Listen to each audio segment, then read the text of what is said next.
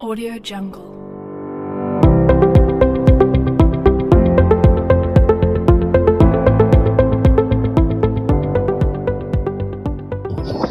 Bismillahirrahmanirrahim. Assalamualaikum warahmatullahi wabarakatuh.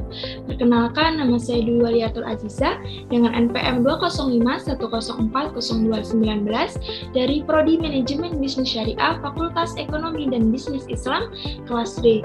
Baik, di sini saya akan memaparkan materi tentang pengaruh fungsi dan jasa ekosistem dalam pengendalian banjir dengan mengoptimalkan fungsi daerah aliran Sungai Ciliwung.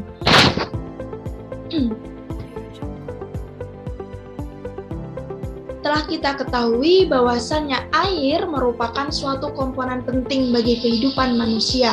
Air juga merupakan suatu kebutuhan bagi alam dan sekitarnya.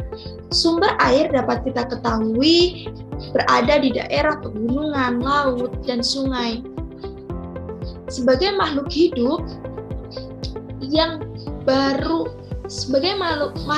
yang ada di bumi, telah kita ketahui bahwasanya air, udara, tanah, dan lainnya yang disediakan oleh alam merupakan suatu keperluan bagi kita untuk kelangsungan hidup. Seperti halnya manusia dan lingkungan adalah suatu yang tidak dapat dipisahkan. Keduanya mempunyai suatu korelasi yang positif. Untuk menjaga kualitas air, maka hendaknya manusia merawat dan memeliharanya dengan baik agar kualitas air dan kuantitas dari air tersebut tetap terjaga dan tidak menyebabkan banjir. Banjir merupakan suatu bencana yang sering melanda di Indonesia.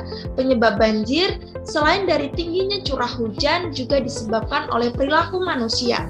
Menurut National Geographic Indonesia, bulan Mei 2016, sesuai dengan data yang dikeluarkan oleh Direktorat Jenderal Pengendalian Pencemaran dan Kerusakan Lingkungan, Kementerian Lingkungan Hidup (KLHK), tahun 2015, hampir 68% mutu air di sungai di 33 provinsi di Indonesia statusnya tercemar berat. Telah kita ketahui bahwasanya Sungai Ciliwung merupakan sungai yang kerap dilanda oleh banjir. Sungai Ciliwung merupakan sungai yang berada di kawasan Jawa Barat dan Jakarta. Sungai ini dulunya merupakan jalur transportasi masyarakat. Namun pada masa sekarang, sungai ini adalah sungai yang hanya kerap dilanda oleh banjir karena meningginya segmentasi dan banyaknya tumpukan sampah hingga padatnya penduduk di sepanjang Sungai Ciliwung. Lalu, apa sih sumber dari pencemaran air ini? Pencemaran air di Sungai Ciliwung penyebabnya adalah dari limbah domestik rumah tangga. Yang kedua, dari limbah pabrik dan erosi serta meningginya segmentasi yang menyebabkan banjir. Inilah potret dari Sungai Ciliwung yang meluap dan menyebabkan banjir. Lalu apa sih dampak ekonominya? Dampak ekonomi dari banjir ini adalah menimbulkan kehilangan harta benda, infrastruktur, dan menyebabkan jalur-jalur lainnya terputus. Hal ini membutuhkan biaya yang besar untuk tahap rehabilitasinya. Adakah sih solusinya? Tentu. Di sini saya akan membahas tentang solusi untuk pengendalian banjir yang ada di Sungai Ciliwung. Sebelumnya, menurut Millennium Ecosystem Assessment (MIA), dalam ROSA telah membuat klasifikasi jasa ekosistem berdasarkan fungsinya. Berdasarkan fungsinya, jasa ekosistem terbagi 4 menjadi penyedia jasa, pengaturan jasa, jasa kultural, dan jasa pendukung.